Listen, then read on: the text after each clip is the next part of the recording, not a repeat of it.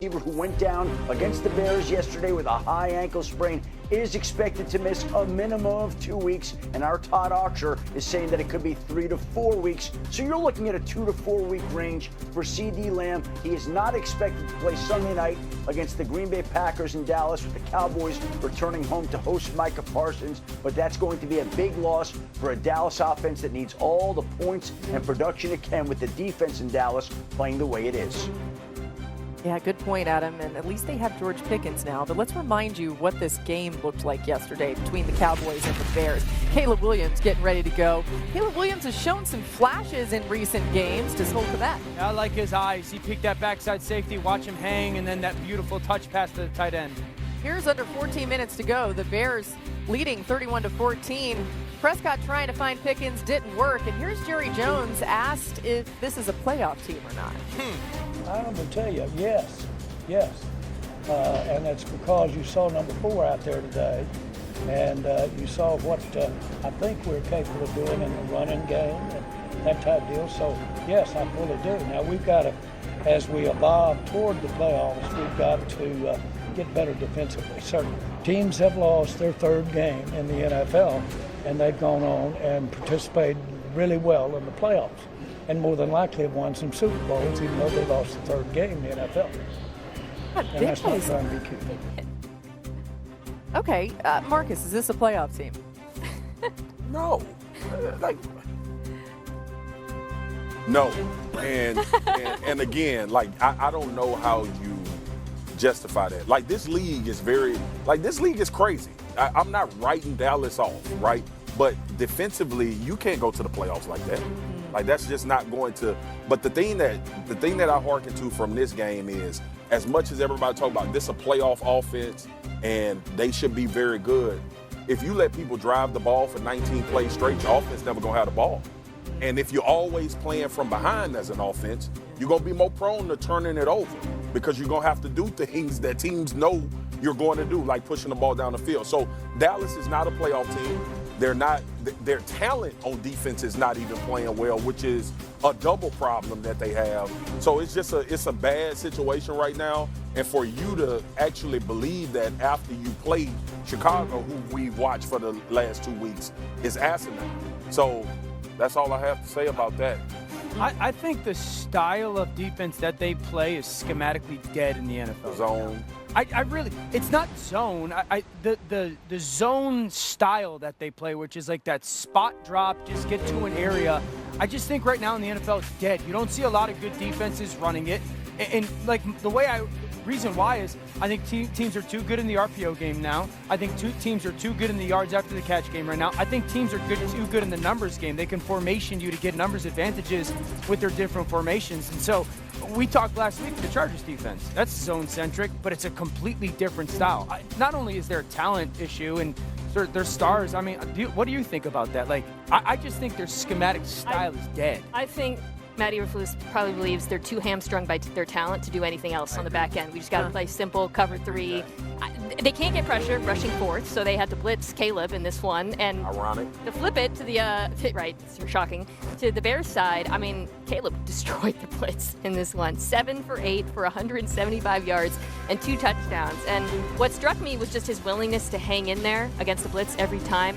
You talked about the go ball to Odunze after the double move. The flea flicker, honestly, the toss back to him hung in there as long as his throw out. Yeah. But he was patient, waiting for it, waiting for the screen to set up, to Swift at one point, the comeback to Odunze. The only time he left the pocket versus the blitz was when Ezeraku read the naked and he made an incredible throw there. But otherwise, he showed, I thought, not just a comfort in this offense, but a belief in the structure of it. Yeah, I think when you look at Caleb Williams, what you're excited about for this game is how much of this was Caleb Williams and Ben Johnson and how much of this was the Dallas Cowboys. You just heard Mina talk about how well he played against the blitz. Remember, the blitz in game 1 gave Jalen Hurts and the Philadelphia Eagles some problems. Yeah, it did. And so when I look at Caleb Williams' game and what he did from the standpoint of growth, I'm excited. Yeah. I'm encouraged. And yes, you're going to get some of those throws because you have people wide open down the field. But what about when he does escape the pocket and we don't see the turnovers, you don't see the mistakes, you see him go through his progression or identify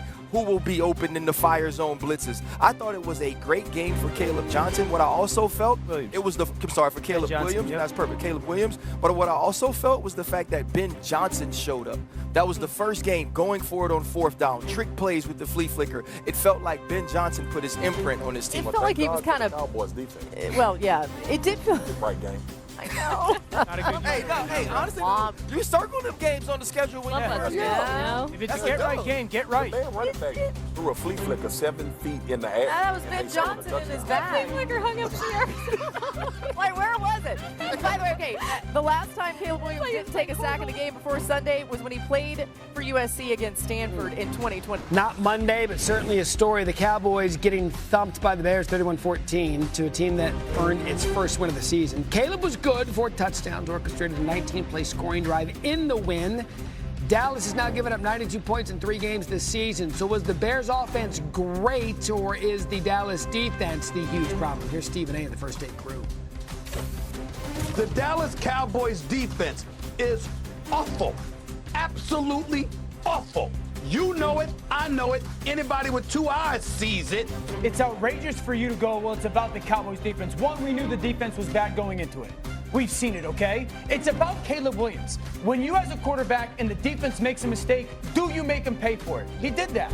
And then 2, are you making mistakes that are hurting your football team, which we've seen Caleb do, which we've watched him do when it comes to you're making it too hard, you're trying to do too much, you're not playing. Yes, Stephen A. No.